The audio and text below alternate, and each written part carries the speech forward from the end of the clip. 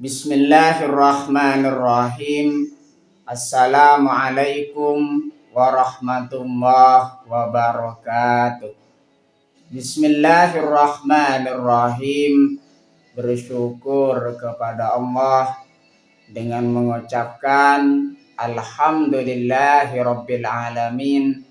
Bersolawat kepada Rasulullah dengan mengucapkan Allahumma sholli ala Sayyidina Muhammad wa ala ali Sayyidina Muhammad. Alhamdulillahi Rabbil Alamin. Kita masih dipertemukan kembali oleh Allah Subhanahu wa Ta'ala di dalam sosial media, dan media merupakan wadah tempat bagi kita untuk kita bisa menjalin tali silaturahim, membangun ukhuwah Islamiyah yang semakin kuat kokoh ke depannya. Semoga hidup kita selalu diberkahi oleh Allah Subhanahu wa Ta'ala di dunia dan juga di akhirat. Amin ya rabbal alamin. Para sahabat-sahabat saya yang saya hormati, yang saya juga takzimi, pada kesempatan kali ini topik yang akan saya bahas yaitu tentang dalil nakli dan juga dalil akli.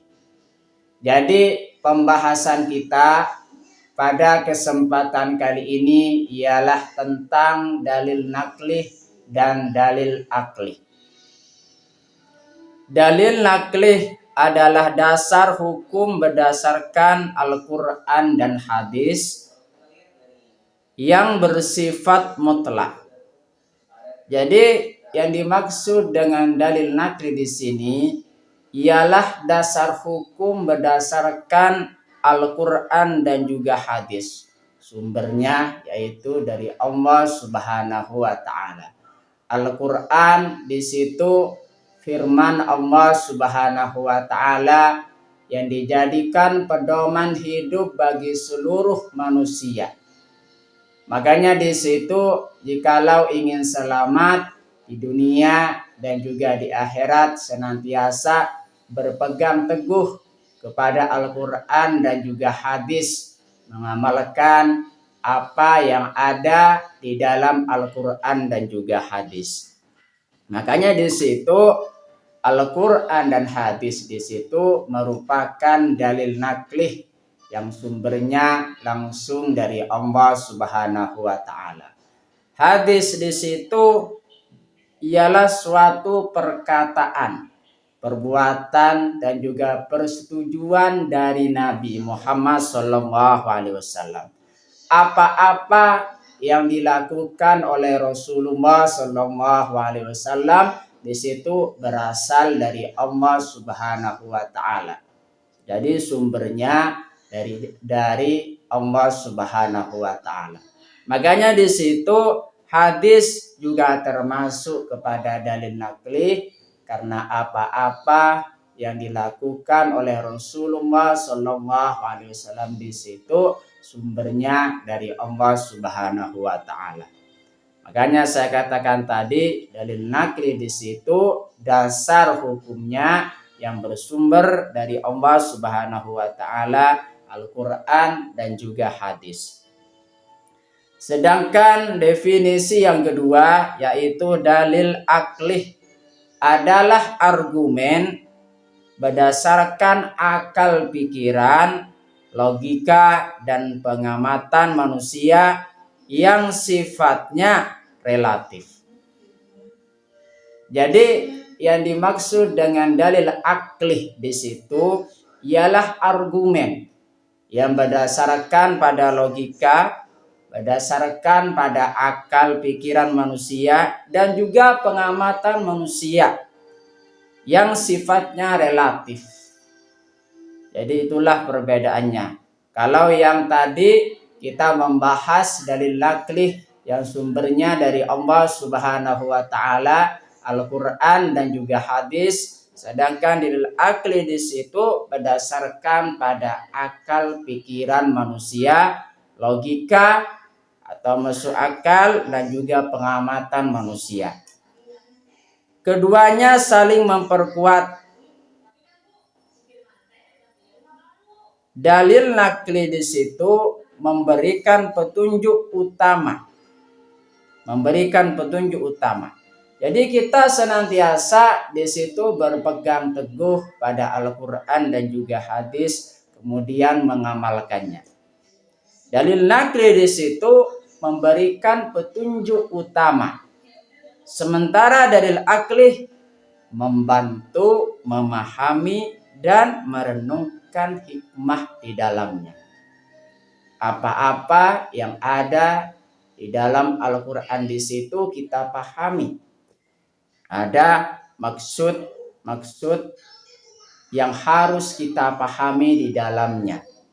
Makanya dengan kita menggunakan akal pikiran kita tersebut, di situ senantiasa membantu memahami apa-apa yang ada di dalam Al-Qur'an dan juga hadis. Makanya saya katakan tadi bahwasanya dalil nakli dan dalil akli di situ ini saling berhubungan satu sama lain. Kita memahami Al-Qur'an dan juga hadis, kita menggunakan akal pikiran. Makanya di situ ada yang berbagai macam tafsir yang berkaitan dengan Al-Qur'an di situ ya. Tafsir. Yang selanjutnya di situ berikut adalah penjabaran detailnya, penjabaran lebih rincinya berkaitan dengan dalil nakli. Salah satu contohnya di situ saya akan mengambil contoh dari apa yang ada di dalam Al-Qur'an, salah satu contohnya. Namun terlebih dahulu saya ingin menjelaskan lagi bahwasanya dalil nakli di situ sumbernya langsung dari Allah Subhanahu wa taala dan juga dari Rasulullah Shallallahu alaihi wasallam, atau yang disebut juga dengan dari Allah Subhanahu wa taala di situ Al-Qur'an dan juga dari Rasulullah Shallallahu alaihi wasallam di situ hadis. Dan apa yang disampaikan oleh Rasulullah Shallallahu alaihi wasallam di situ sumbernya dari Allah Subhanahu wa taala. Karakteristik dari dalil nakli, ciri-cirinya bersifat mutlak, pasti benar, otentik dan tidak berubah oleh waktu. Jadi apa yang terdapat di dalam Al-Qur'an dan juga hadis di situ tidak akan berubah oleh waktu dan pasti benar, karena apa yang disampaikan di dalam Al-Qur'an dan juga hadis itu sumbernya dari Allah Subhanahu wa taala. Makanya saya katakan tadi bersifat mutlak, pasti benar, otentik dan tidak berubah oleh waktu. Contoh, bagaimana contoh dari dalil nakli? Saya ngambil contoh di dalam Al-Qur'an tentang keesaan Allah Subhanahu wa taala. Quran surah Al-Ikhlas di situ, a'udzubillahi minasyaitonirrajim. Bismillahirrahmanirrahim.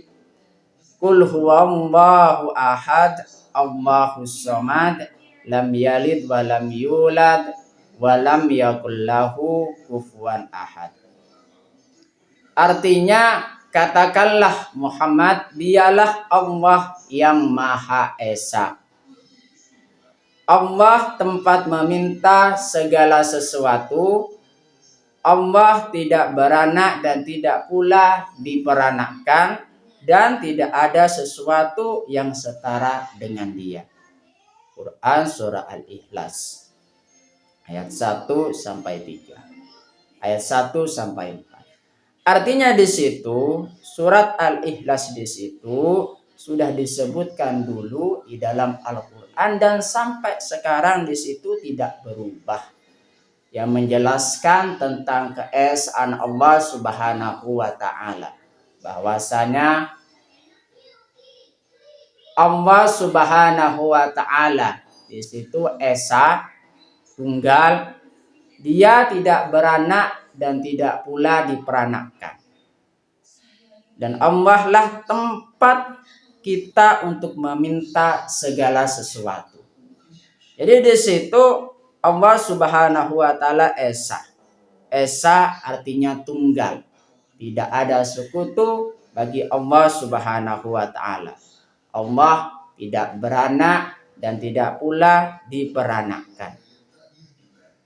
Makanya saya katakan tadi, saya mengambil dari surat Al-Ikhlas di situ sebagai contoh dari dalil naklih, bahwasanya dalil naklih di situ sifatnya atau karakteristiknya benar, otentik dan tidak berubah oleh waktu. Apa-apa yang ada di dalam Al-Quran dan juga hadis itu pasti benar, otentik dan tidak berubah oleh waktu. Selanjutnya saya juga akan mengambil contoh dari sebagian yang ada di dalam Al-Quran yang berkaitan dengan dalil naklih. Contohnya di situ perintah puasa. Allah Subhanahu wa taala sudah memerintahkan kita melaksanakan ibadah puasa dari zaman dulu. Puasa yang kita lakukan sudah tertuang di dalam Al-Quran, sudah ada di dalam firman Allah Subhanahu wa taala, yaitu Al-Quran, dan juga ada di dalam hadis tentang perintah melaksanakan atau menunaikan ibadah puasa. Makanya saya katakan tadi, apa yang ada di dalam Al-Quran di situ pasti benar dan tidak berubah oleh waktu. Berkaitan dengan perintah puasa di dalam Al-Quran, Allah Subhanahu wa taala berfirman, Quran surah Al-Baqarah ayat 183, A'udzu billahi minasyaitonir rajim. Bismillahirrahmanirrahim. Ya ayyuhalladzina amanu kutiba alaikumusiyam kama kutiba alal ladzina min qablikum la'allakum tattaqun. Artinya, hai orang-orang yang beriman, diwajibkan atas kamu berpuasa sebagaimana diwajibkan atas orang-orang sebelum kamu agar kamu bertakwa. Quran surah Al-Baqarah ayat 183.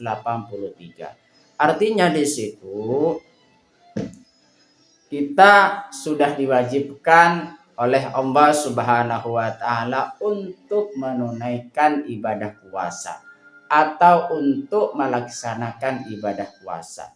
Artinya di situ puasa bukan hanya diwajibkan untuk sekarang, melainkan dari zaman dulu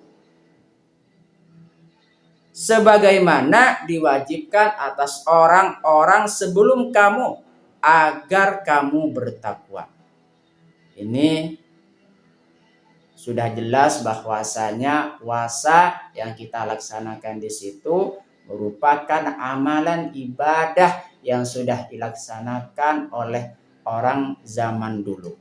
Makanya saya katakan tadi bahwasanya perintah tentang puasa di situ merupakan firman Allah Subhanahu wa taala di dalam Al-Qur'an yang pasti benar dan juga tidak berubah oleh waktu. Itulah contoh dari dalil naklih.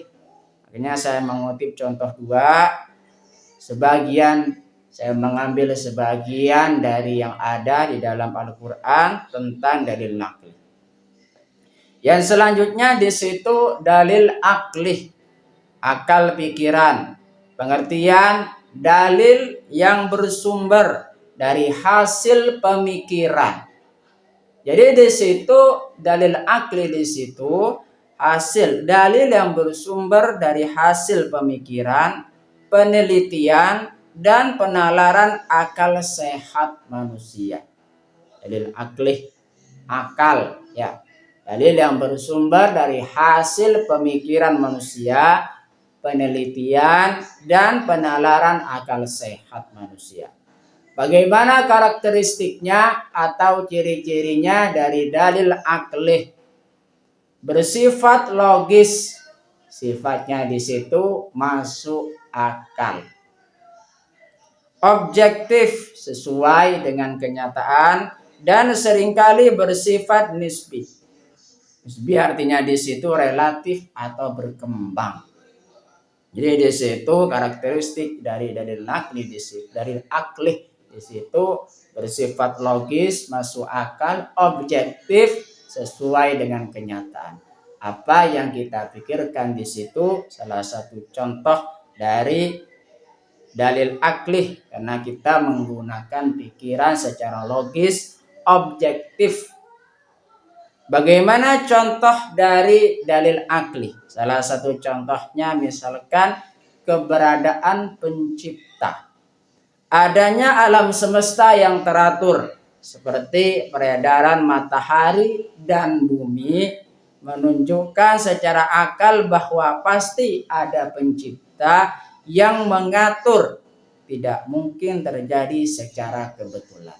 Jadi apa yang kita lihat di situ, di alam semesta ini, di bumi ini, dan juga di alam semesta ini bergerak secara beraturan.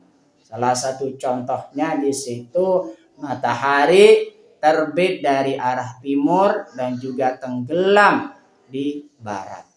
Itu secara berurutan dan juga sangat teratur. Setiap hari kita lihat. Artinya di situ makhluk ataupun manusia sebagai khalifah di muka bumi ini tidak mampu untuk mengatur alam semesta yang sangat teratur di sini.